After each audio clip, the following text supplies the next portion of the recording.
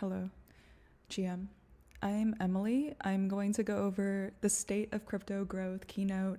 I delivered this a few days ago in Dubai, and I made this deck fresh in May. It's a little bit different than some of my past keynotes that are a lot more marketing focused. I really wanted to touch on kind of just my own personal sentiment on where things are going and how that affects marketing. So, a little intro. I'm Emily.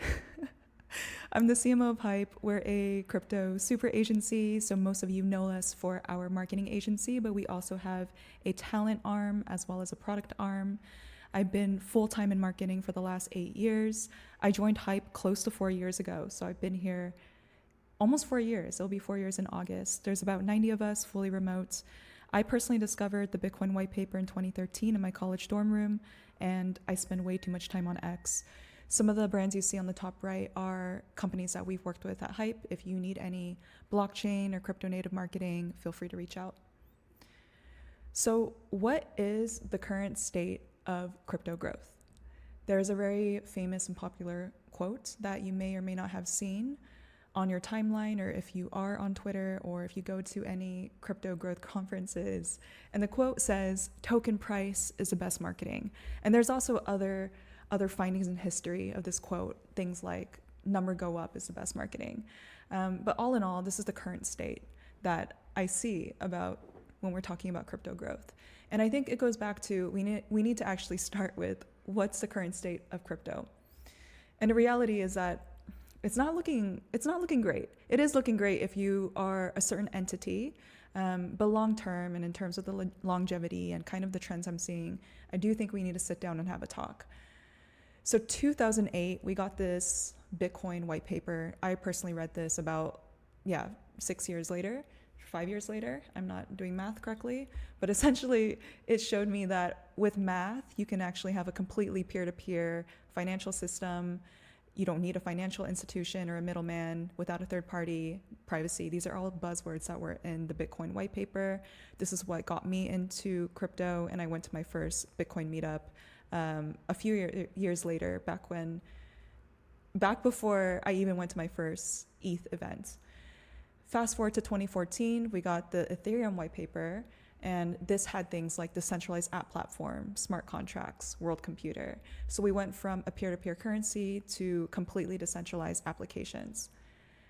Where are we at today? So this article by CoinGecko actually came out, I want to say April 25th, 2025, so this is very recent. And first of all, there's a graveyard of tokens, and not all tokens are even acknowledged by aggregators like CoinGecko. But according to CoinGecko, since 2021, over 3.6 million tokens have died. And you can see we're not even halfway through 2025 yet, but that numbers are already at 1.8 million. And this is coming from all of these token launch pads where it's becoming more and more easy to launch a token, let alone launch a new roll-up. So you can see that there is a massive scattering of attention and liquidity across all of these tokens. And there's also some pretty big projects that got a lot of mindshare and are now completely dead. So if you saw my previous keynote that I did at ETH Denver, you may have seen this slide before. Crypto is saturated. There is over 2,000 EVM L1s and L2s, according to Third Web. And this is just EVM, so there's plenty more. And then there's also a lot of infrastructure middleware to kind of make crypto interop, right? Because we have so many chains. Each of these also tend to have their own tokens as well. And then every day there's so many tokens being launched just on platforms that allow you to launch tokens really easily. And we also saw a proliferation of meme coins this cycle, including from certain presidents and government officials. So this 11 million number could be actually a lot larger. But the point is that all of these different products, technology, infrastructure layers, they typically have a token attached to it, which creates some sort of speculative value. And there is only so much attention and capital that can be spread across all of these millions of tokens. The thing is, we've been treating token like a product in our space. So that's why there's that quote, right? That token price is the best form of marketing. And sometimes we're also launching tokens before there's even a chain or a product ready or literally anything. And when we treat token like a product, by all means, I'm not saying that it's not a good or bad thing or the right or wrong thing to have a token, but when we treat token like a product before there is actually a product of value or a product generating revenue, then we are tending to sell this token via speculation and belief and conviction or cult building or community building. And we're using all sorts of these metas and narratives to try to drive the speculation up. And this has worked for many years and many cycles, but at a point now where there's so many and so much of this happening, there just is not enough liquidity to go around. I think this slide is actually from my friend Tori, and this just shows all of the many different keywords or buzzwords, possibly narratives that you may have also invested in, and that I have seen in the last few years being in crypto. And that's the thing, right? Like last cycle, we actually had the money printer turned on. We had quantitative easing. That's currently off. And I know there's a lot of bets on whether that's going to go on or off or on again.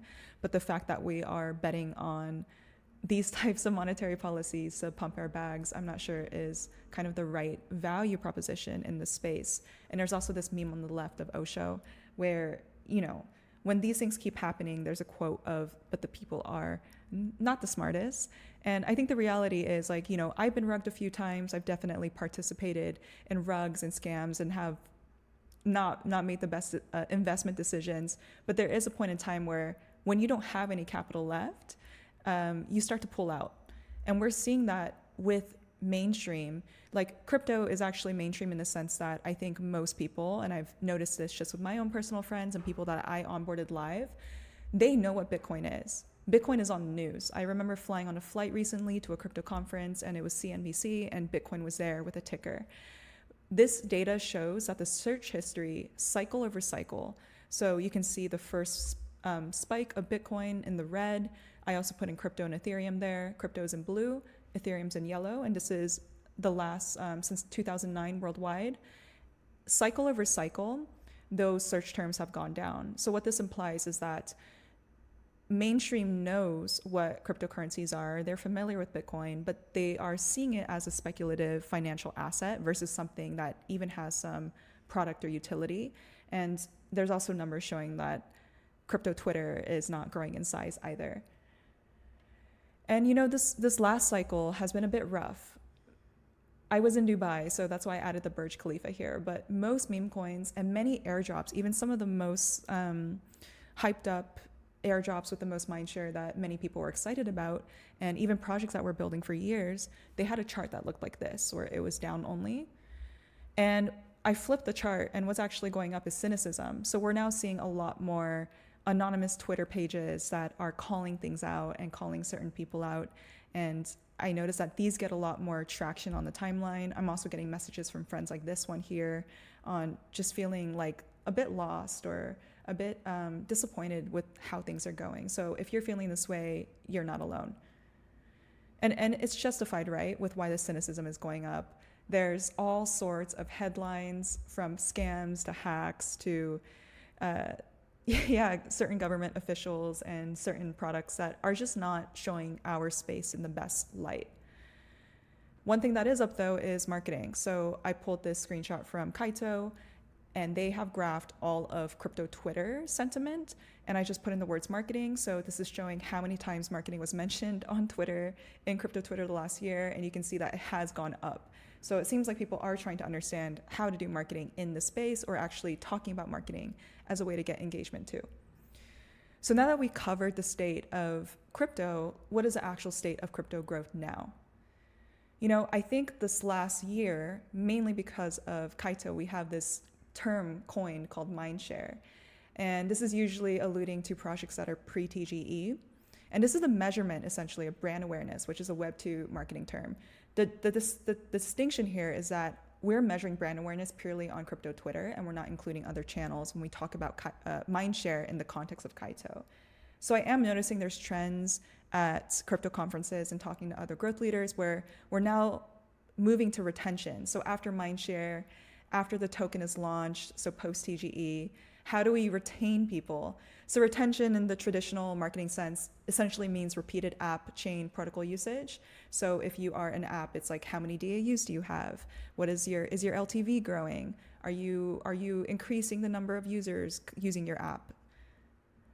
And I think like a common example that we've seen this cycle of a project that did get it right was Hyperliquid.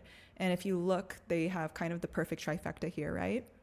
So they had a working trading platform, a product that real traders were using before they had a token. And they actually airdropped their token to these top traders who are already using the platform or using the product and also have a large following. So when they talk about Hyperliquid, it creates some type of social proof.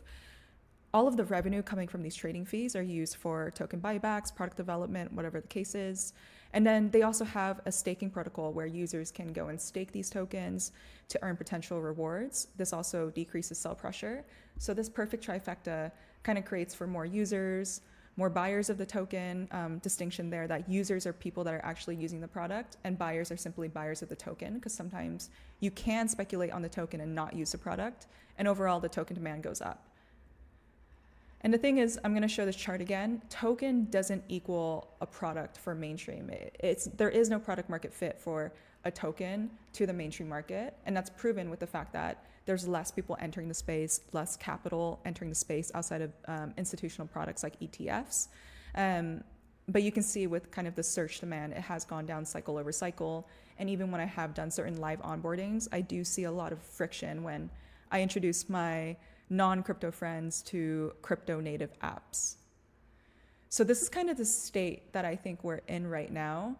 Essentially, there's three paths, right? And I actually think we're kind of veering on this scary dark path on the right where, the reality is if retail loses over and over and over again while only, and I put only here, I'm emphasizing only, but if only market makers, exchanges, VCs, institutions, and founders are getting rich, and we just keep launching tokens saying this time will be different, people are going to get more and more tired. They're going to not want to invest any more capital. They're going to want to exit the space. We're already seeing this a bit. By all means, we do need market makers. We do need exchanges. We do need capital. We do need institutional buy-in. So it's not that there's any single entity that shouldn't be in the space, but it's ensuring that there is a balanced values alignment that includes retail and community and your users. So I think like the two golden paths, and I am happy to see more people talking about the need for revenue, but the two golden paths are retail makes money off your token, which is increasingly getting harder in a highly saturated market where everyone's launching tokens without a usable product. So ultimately, building something people use and is revenue generating kind of creates a more balanced way of ensuring that there are more incentives to go around. And I'm actually hopeful and bullish because I have met a lot of really honest, genuine, and convicted founders that are not just here for some type of exit liquidity events. And really the spotlight is on for conviction, revenue, patience, and honesty. So if that is you, like it is your time to shine, and you really can kind of break into the noise, similar to kind of some of those nihilistic voices you see on the timeline. They're also breaking into the noise because they are emotionally aligning with others that feel the same way right now. So what does that actually mean in marketing, and how do these different messages come across? So conviction is really showing that what I'm building matters.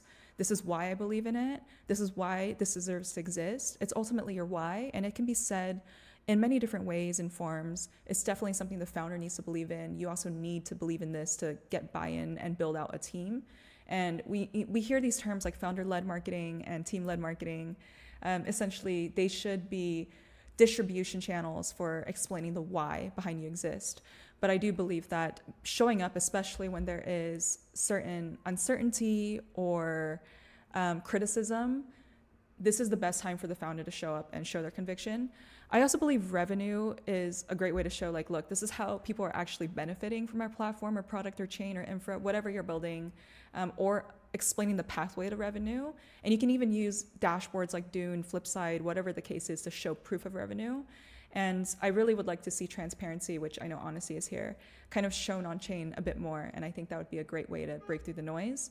Patience is we're not leaving. I think a really good example of this is Solana, where they hit all-time lows at one point, but they continue to build. They've expanded their ecosystem. They're localized, and they're sharing multiple messaging and stories with all of their different apps, as well as founders.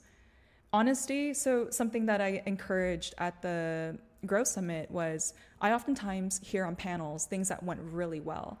And we're so conditioned to shilling at crypto conferences because oftentimes it is a BD event, right, for people in the space. But I do think there's something genuine and also authentic when founders or team members are able to admit where they messed up and show how they're paving a different path. And this also goes alongside with you're here and you're building for the future. So this is a common slide that you may have seen if you have seen some of my past keynotes that are really about how to put a marketing strategy together. So really, I like to show this triangle on where starting up positioning and going down to audiences, messaging, and in channels, tactics, content comes last. Sometimes we get clients or I hear of projects that are like, hey, should we have a brand mascot? Or hey, what do you think of founder-led marketing? And these two things are tactics, right? So without actually starting from core principles or first principles and then going down, it's kind of a fruitless question. The other thing I want to preface here is there's actually multiple audiences in crypto, as you can see on the second row. So if you're infrastructure, you're likely B2B, but you may also have that token component that makes you more B2C, or you need to reach traders, you need to reach investors, builders, get KOLs, whatever the case is. There's many different audiences. Each one of them might have different messaging. So in that case, you might actually have different strategies or different triangles to reach these different audiences. But ultimately, you always want to start with your positioning, which is your core why, your differentiator. And then from there, you define who your audiences are. Again, you might have different ones that you need to reach out to at different stages of your project, product, company. And in each of those different audiences might have a different form of messaging to connect with. Now, for channels, tactics, and content, we oftentimes live so heavily and depend heavily on crypto Twitter, but I am seeing success on channels like TikTok or traditional email marketing or Web2 channels. So depending on your core positioning and who your audiences are, highly recommend exploring some other channels here. On the bottom, there's events as well. That could be another form, Telegram for BD, podcasts. These are all different channels and tactics that you can define based on who you're looking to reach, but always start at the top and then go down. Some of my other videos also explain this in more detail if you'd like to watch those. This is also something that I like to show is just how much needs to be coordinated. So on the left is a flowchart shared by Charlie, who is the CMO of Nillion. I don't think he was CMO at the time, but he is the CMO now. So shout out Charlie.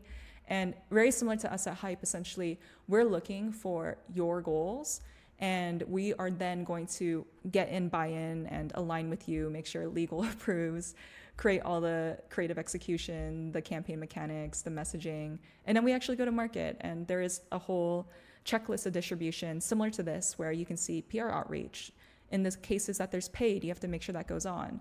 Make sure the ambassadors in different geos are aware. Make sure the KOLs are aware. Make sure your whole team is ready to amplify it. And then there's also different markets that you tap into with time zones. And some of the campaigns that we've done at Hype, really campaigns, we tie it together with some type of creative theme so it sticks and it's a bit more emotional. So here's some examples from Inc., Warris, Ensui, and also Babylon. And typically these have some type of creative visual element that ties into a funnel and a user journey. So the last points that I wanted to leave everyone with is, right now we're in a time where trust is very scarce and trust building takes time. Like if you think of a relationship, it takes time to rebuild trust, which is essentially showing that you're showing up in a different way and you're consistent, and consistency takes time.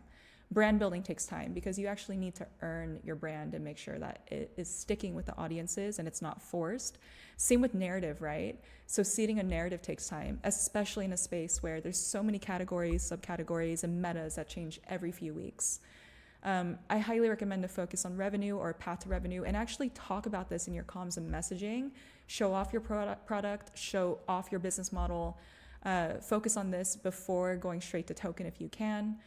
Founder voice is more important than ever right now, because in a space that is seeking trust, the more you can show up, especially when there's a lot of criticism or negativity on the timeline about your product or your company, that is your time to step in and explain your conviction.